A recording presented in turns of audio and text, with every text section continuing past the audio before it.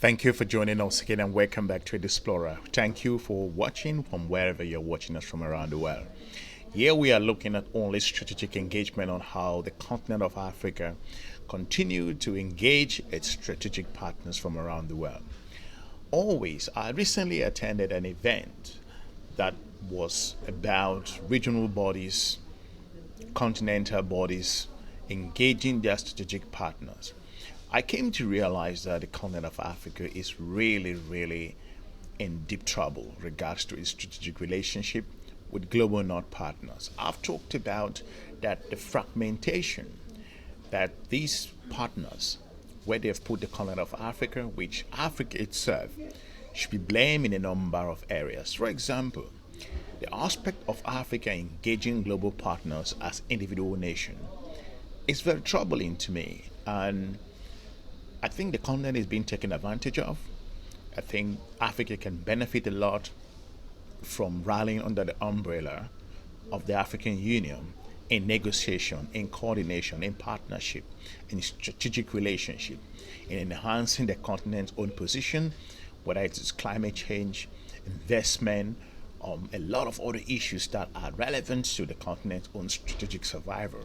At this very important time in our history, as we've seen the United States of America single-handedly moving really fast with regards to tariffs, and to an extent, a number of African countries are facing the pressure as we speak. So it's important for us to look at some of those things that I think that Africa is struggling at the moment. If they continue to negotiate as individual countries, instead of focusing on as a regional body, stepping up to the plate and negotiating on behalf of the continent. Nari, I want to talk about the competitive environment. And, for me, I've spoken to so many leaders, and they say, tariffs and protectionism has helped create billionaires on the continent because it's helped create a very strong industry without the competition. Now you want to eliminate tariffs. Does that mean you're going to kill the opportunities for entrepreneurs to truly establish big companies? No, I don't think you do, and I don't think that's what the evidence tells us. But the devil is in the detail. I mean, it could if it's not done in the right way, but it doesn't necessarily do it. I don't think that's an argument not to do it. And I do think we also need to step back to what you said at the beginning, Eleni, that African countries are living in a world in which global trade rules are being eroded very quickly as China and the United States spiral into a trade war, as other countries are starting to use more and more protectionism. Individual countries in Africa can rely even less than they could before on a global trade order, and that's a reason for Africa to come together as a free trade area and to bargain as one enormous market in making those deals with the other elephants in the world economy.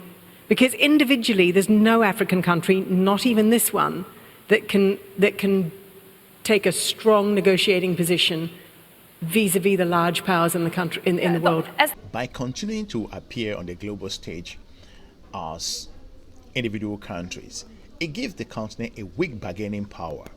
The continent of African nations are very vulnerable in terms of this particular aspect.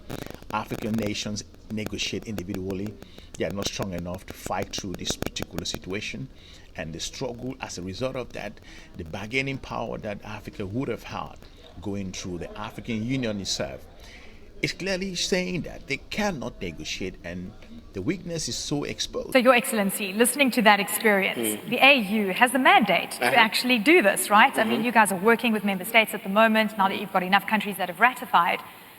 How are you guys drawing on these problems, these global problems that are so, that are going to impact everyone, including many African countries, and taking that into consideration when you're drawing up policies? Well, I think the reality is that if we do not create a large African market space, the problems that are emerging around the world will be able to hit Africa much worse. But when we are able to increase trade among ourselves, I think that will act as a buffer. A lot of issues have been raised which are challenges, I agree. we still face a lot of challenges. But we've got a very, very aggressive program of trade facilitation so that we minimize the number of documents that have to be signed when some goods and services cross borders. And we also have a program of connecting the customs administrations so that they are able to monitor the flow of goods and services across the continent. And then we also have a program of coming up with the one-stop border posts so that if some inspection is done on one part, you don't need to have inspections at each and every border. But already the inspection points that you speak of are just so inefficient. So yes. You've got to do work from the ground up to make this work. Yes, in some of them we've got technology that is being used so that you really don't have to do it physically. So, like I'm saying, the status quo is very, very, very challenging, but we are laying out a program to ensure that we meet these challenges. Because life is about the capacity to meet challenges. The challenges will be there in life. And the fact of the matter is that when you meet the challenge, another challenge is going to emerge. The day that the African Continental Free Trade Area was signed in Kigali, I sat down in my room to come up with a list of challenges that we are going to face. And I came up with a list of 58. And after this now, I've got 50 more challenges. But that's part of life. What's the number now? It's going up, but the issue is that we are able to seize these challenges and address them. One of the challenges that there's also the fear of the unknown. The African Continental Free Trade Area is a huge project. So countries will not really sign on readily. They don't know what tomorrow may bring. But we have been able to advocate, and that's why we've been able to have a very fast rate of signature.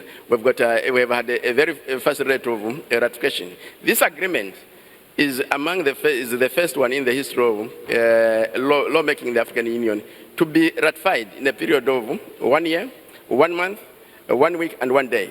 And ordinarily, it takes about 5 years. I mean, this just shows that, all African countries that have signed up are actually really committed. Yes. Another area which is important that I see African countries struggle at the moment is that they become vulnerable. Their increasing vulnerability is so exposed to an extent that African nations, especially small countries like Malawi or Botswana, and looking at other very small nations like Liberia, they struggle to negotiate with these big players. And this is a whole big issue that African countries must address because the geostrategic environment is changing so fast. And for Africa to continue to talk as individual nations, they will continue to struggle. Winners and losers come in, because how can countries really compete if they don't even have the infrastructure yet? Great that they have policies that they can trade, but hey, I haven't even built anything yet to be able to actively participate. So, well, it's two things. I mean, the huge opportunity is that if Africa comes together in this free trade agreement, quite simply, countries and industries can help one another grow. I live in a town called Oxford in the United Kingdom, where when BMW make their minis, each of those minis, the parts of those minis travel many times across Europe and across the Channel.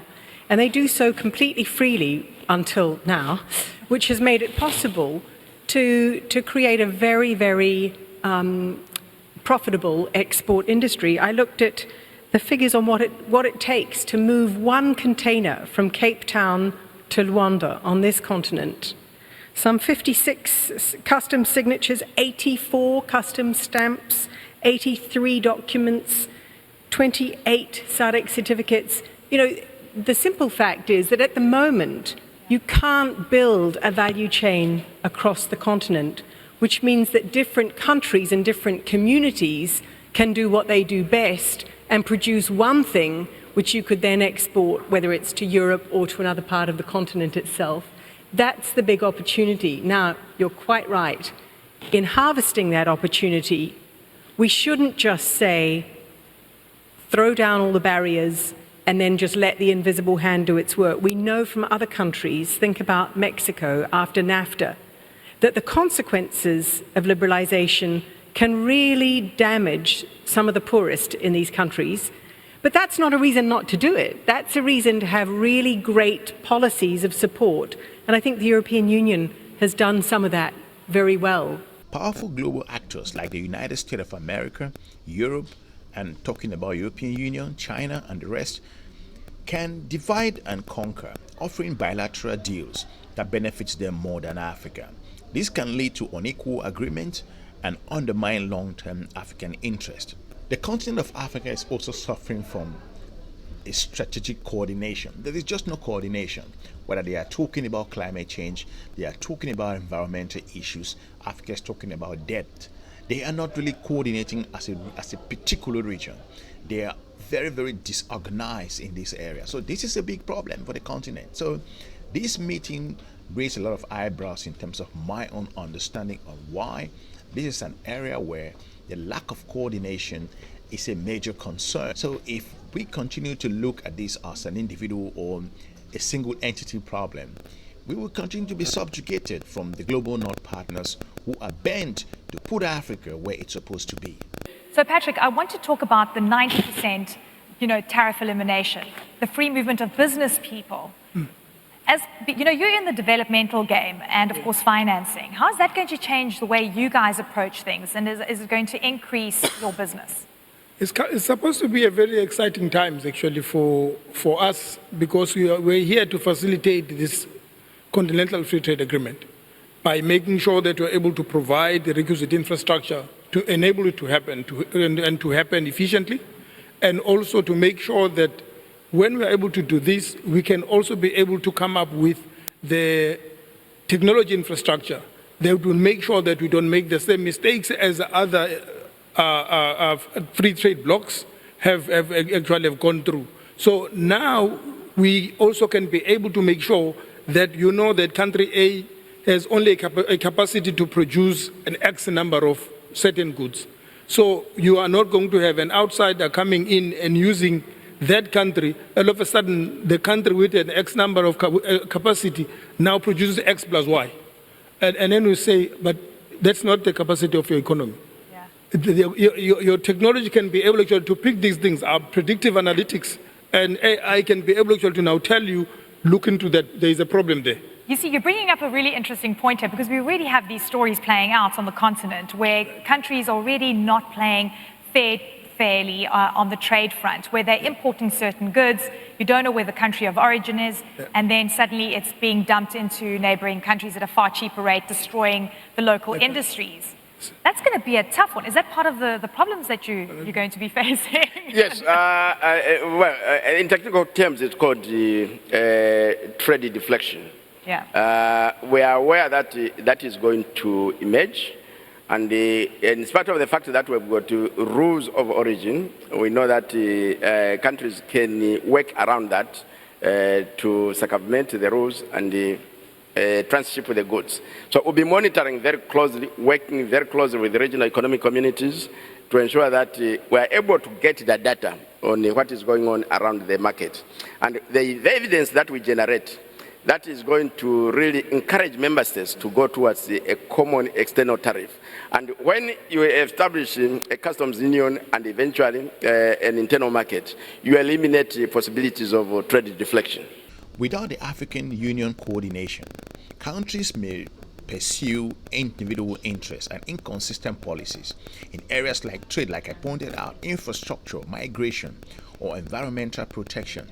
This can create barriers to regional integration, for example, the customs differences, the visa policies, and so on. If Africa continues to negotiate as individual countries, it reduces the Pan-African aspect in them, which is something so relevant that the continent has struggled over the years to drive forward, talking about African Pan-Africanism. So to point out, it's relevant at this stage because the continent must continue to move swiftly, whether in terms of its bilateral negotiations, the trading aspect. Africa will be weakened in terms of their particular Pan-Africanism if they keep talking to partners as individual countries. So Ranching, I want you to jump in here. How can rules of origin make or break a trade agreement of this kind? I mean, rules of origin, which is the passport that goods have in order to cross borders, just like people have passports, goods also have passports, because you want to give a preference to the products that have been manufactured using components from the continent rather than from outside. Minimal transformation is a means to avoid that.